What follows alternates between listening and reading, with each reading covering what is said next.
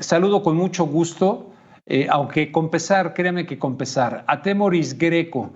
Temoris Greco, pues muy conocido, politólogo, periodista, documentalista, y le doy las gracias por acompañarnos esta noche en contexto, para poner en contexto este nuevo episodio verdaderamente espeluznante. Temoris Greco, muy buenas noches, gracias por estar aquí. Rubén, qué gusto estar contigo, aunque sea pues en estas condiciones, en este contexto.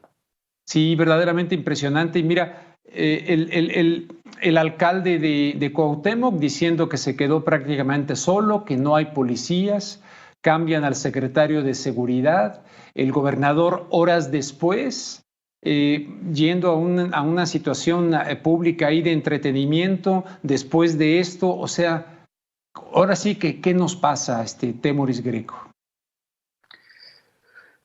No sé, mira, hace muchos años, la primera vez que hice un viaje por África, a mí me sorprendía cómo es que la gente era tan amable, tan encantadora y al mismo tiempo tan capaz de cometer crímenes y cosas espantosas. Eso fue como en 2005. Y poquito tiempo después estaba de vuelta en México, fui a Ciudad Juárez en agosto de 2008 a hacer un reportaje y un miembro del ayuntamiento, un funcionario del ayuntamiento, me dijo en ese momento: vienes en el peor mes del peor año de la historia de Ciudad Juárez. Y en realidad era apenas el principio de lo que iba a enfrentar esta ciudad y ese estado y el país. Es devastador y también o sea, realmente se queda uno con la pregunta: ¿qué se puede hacer?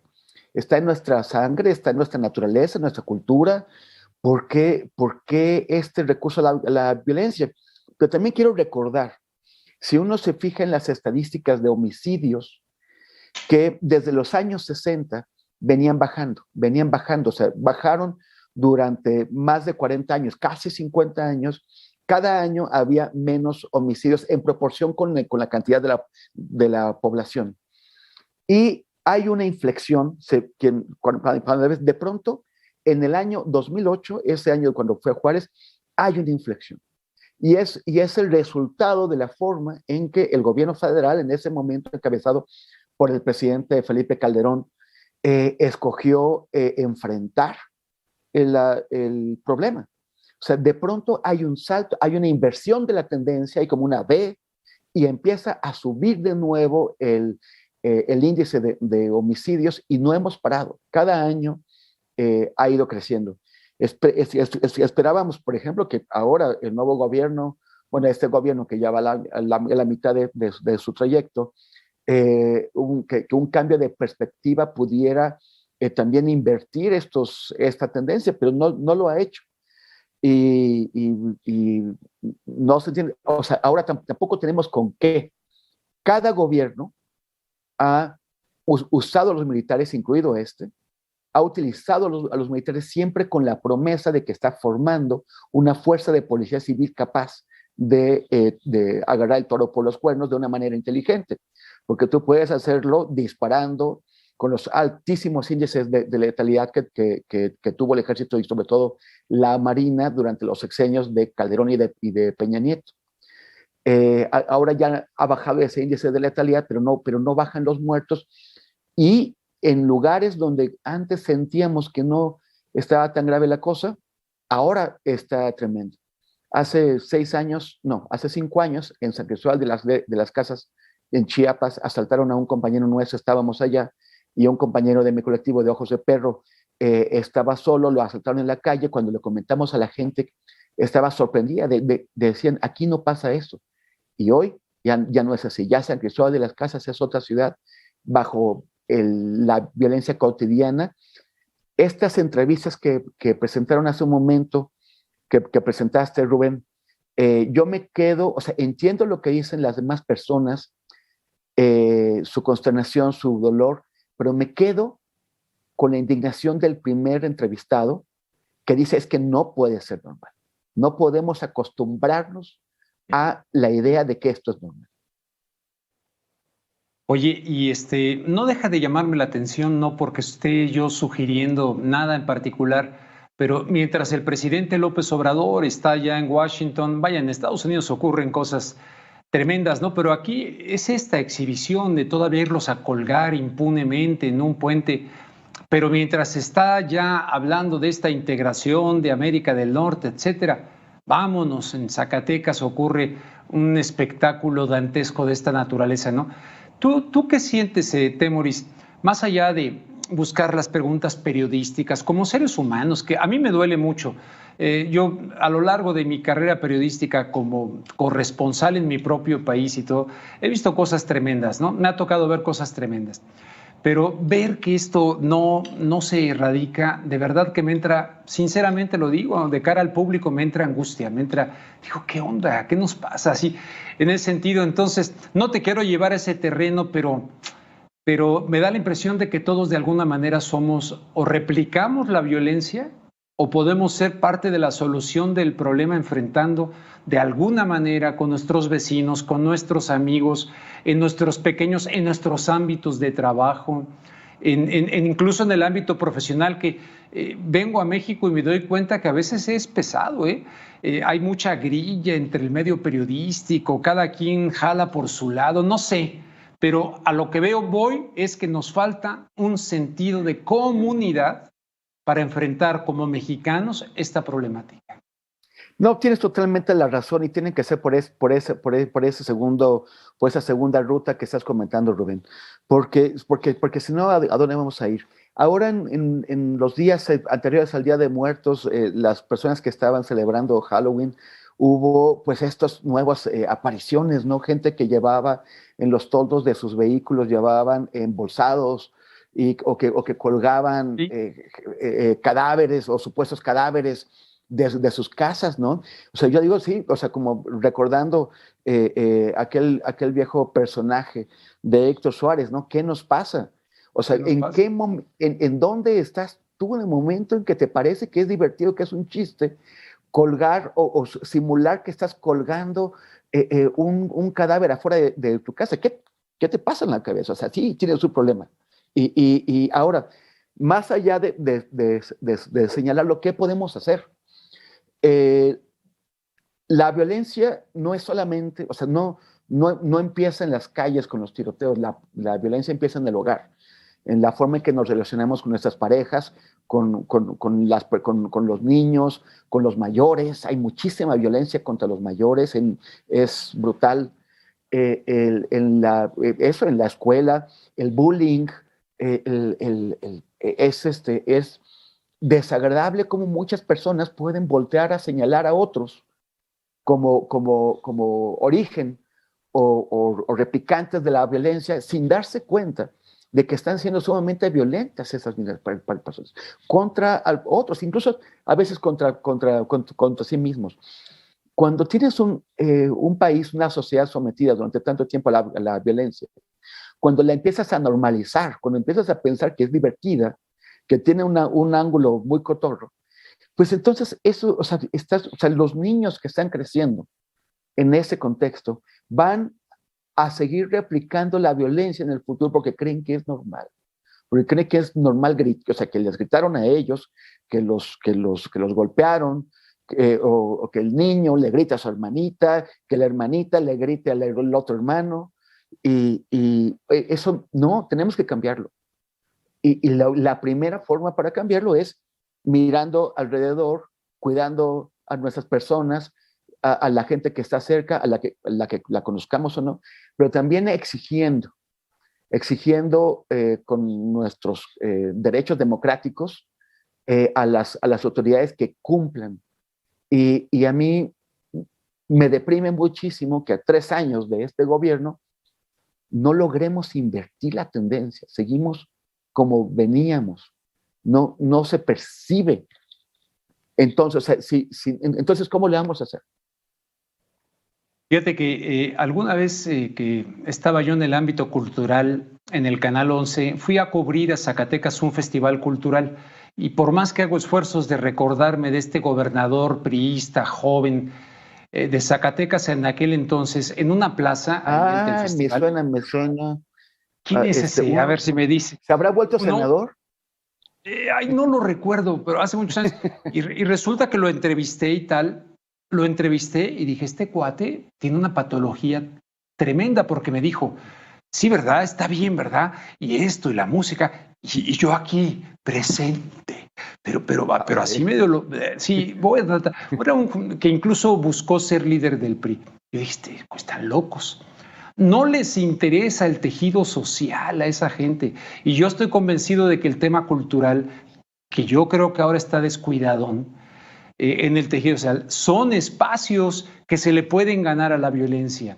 Te cito Gustavo Dudamel, director de orquesta venezolano, del llamado movimiento en Venezuela, del maestro Abreu, que ya murió. Sacaron a muchos muchachos de ámbitos de pandillas, de zonas pobres, marginadas, y se convirtieron en grandes músicos, me consta, y eso lo han llevado a Los Ángeles, California, a los barrios más pobres, y muchos muchachos mexicanos les han transformado la vida. Entonces, en ese sentido, yo creo que atacarlo en las causas, pero no hay programas de esa naturaleza, o si los hay, no son suficientes. Mira, a mí no sé, no tengo una evaluación, no conozco una evaluación del programa de Pilares que está en marcha en Ciudad de México. Pero hace poco sí vi a algunas personas que fueron a la alcaldía Iztapalapa, que quienes no conozcan Ciudad de México, pues es la demarcación interna, la alcaldía más grande de Ciudad de México, la más poblada, y también una de las que tienen mayores índices de violencia. Y me hablaron de algo parecido a Los Pilares, pero parece que más grande, yo no he ido, tengo que ir, que se llaman utopías, y que básicamente tanto Pilares como utopías son crear focos de cultura, de recreación, de aprendizaje en todas las zonas que normalmente son privadas de esas oportunidades, donde la juventud, las chicas y los chicos no tienen más opciones de entretenimiento y también de oportunidades económicas que la delincuencia. Entonces, yo quisiera, no conozco una evaluación de esos programas, pero me parece muy interesantes. Quisiera pensar que van a avanzar. Ahora, déjame también hacer la crítica. Está lo que tú conoces como el proyecto Chapultepec, que significa que, o sea, es esta inversión que se lleva la mayor parte del presupuesto de cultura en el país, en donde que van a crear una cineteca y otros espacios culturales en la zona de Chapultepec, que esa es la mayor concentración de estructuras culturales en América Latina, y le van a poner más. Y uno se pregunta, ¿realmente necesitan una cineteca allá donde hay muchísimos cines y no colocarla en Gustavo Amadero, que mientras Iztapalapa parece que está levantando la cabeza, esta alcaldía Gustavo Amadero sigue como siempre, o sea, sigue privada de oportunidades de producción cultural, de proyección? A mí me parece que solamente llevando cultura y deportes y oportunidades económicas vamos a poder lograr que la gente encuentre esas alternativas que necesite, que le urgen, y que para eso pagamos también impuestos y para eso vamos a votar, y el voto significa exigir. O sea, tenemos que exigir que se cumplan aquellas cosas por las cuales hemos votado. Fíjate, ya que mencionas Iztapalapa, el ex sacerdote Alberto Atié, el que denunció a los pederastas y fue a Roma y tal. A Marcial Maciel. Cuando era sacerdote. A los legionarios. Sí. A los legionarios de Cristo y a Marcial Maciel. Cuando era sacerdote, yo hice un reportaje para Telemundo en Iztapalapa, donde él empezó a buscar que soltaran dinero Lorenzo Cerviche. Bueno, pusieron una panadería, pusieron una mueblería, pusieron a enseñarle gente para cosa de... Donde no tenían experiencia del trabajo, este hombre, en un apoyo comunitario, lograron que pasara la experiencia de mucha gente en Iztapalapa para arrancarlos de la violencia e incorporarlos al trabajo, al grado de que empezaron a exportar muebles a Canadá. No sé qué habrá pasado con eso, porque luego Norberto Rivera se le echó a la yugular a Alberto Atié, él se fue a refugiar a Estados Unidos y se interrumpió todo eso. Pero esos pequeños ejemplos te dicen que sí se puede cambiar la estructura, y yo creo que va por ahí, y en lo económico, como tú decías, ¿no? Sí, porque se insiste en que la idea, en que la represión es lo que va a cambiar las cosas. Yo sí creo, o sea, yo no me parece que el abrazos, no balazos esté cambiando la situación. Ya son 3 años, ya el periodo de luna de miel ya ocurrió. Pero totalmente cierto que la idea de que solamente los balazos resuelven el tema, eso es falso. También es falso. La violencia genera violencia. Sí. Y además, una vez que tú tienes a los que están tirando balas afuera, para el lado que sea, mételos a sus casas otra vez, es muy difícil. O sea, ves que es una caja de Pandora, ¿no? Sacas al monstruito de las balas, según tú, para que te ayude y acaba tirando contra ti. Alguna vez en India vi una historia de la diosa Kali, que los dioses estaban en guerra contra los demonios y no podían con ellos. Van a buscar a la diosa Kali y le dicen, oye, ven a ayudarnos. Y la diosa Kali se levanta y hace pedazos a los demonios, pero ya encarrerada, pues empezó a echarse a los dioses también y no sabían qué hacer con ella porque los estaba acabando. Y es lo que pasa, o sea, cuando tú estás usando todo lo que tienes, porque además el problema de utilizar al ejército y a la marina en esto es que los involucres en ciclos de corrupción. Y eso lo hemos visto, yo creo que de manera especialmente brutal en el estado de Guerrero. En el estado de Guerrero, los jefes militares, los oficiales que tienen control de ciertas zonas, saben que es su oportunidad de salir, de que sus familias salgan de la pobreza y las aprovechan, salvo algunos héroes. Pero en general terminan siendo los que permiten, los que saben quién entra, quién sale y permiten que entre y que salga y qué entra y qué sale. El estado de Guerrero es uno de los grandes ejemplos de cómo el ejército se corrompe. Y es algo que también debe preocuparnos, porque ya mientras tenemos al ejército en todos lados en el país, pues, ¿cómo los controlas? Y un nuevo escuadrón de la Guardia Nacional allá en Quintana Roo para ir en las playas, para cuidar al turismo, en fin. Temoris Greco, te agradezco muchísimo que nos ayudaras a reflexionar, porque la solución, pues en fin, yo estoy convencido de que es de todos. Yo creo que todos tenemos que buscar maneras de revertir esto en México si queremos conservar nuestro país. Si bien es cierto que sin maíz no hay país, pues sin paz está complicado que tengamos un país donde los niños puedan crecer con dignidad. Rubén, y le recomiendo al público un reportaje que salió hoy en Milenio, sumamente interesante, bajo la firma de Gaspar Vela. Se llama, aquí lo tengo, se llama Peña Nieto dejó crecer al cártel Jalisco Nueva Generación.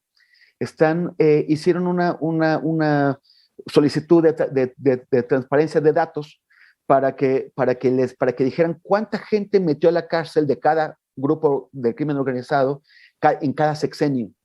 Y parece evidente que, por ejemplo, el cártel Jalisco Nueva Generación, que tuvo un gran crecimiento con Peña Nieto, no lo quisieron tocar. Así como en el sexenio anterior no tocaban a Sinaloa y así. Es muy interesante y también nos dice mucho de las dinámicas del crimen organizado y su relación con el poder político en México. Hoy mismo busco ese reportaje. Te agradezco mucho, Temoris Greco.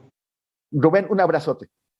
Igualmente para ti, muchísimas gracias, Temoris Greco. Reflexionando, ¿no? Simple y sencillamente porque sabemos que yo antes decía al principio, cuando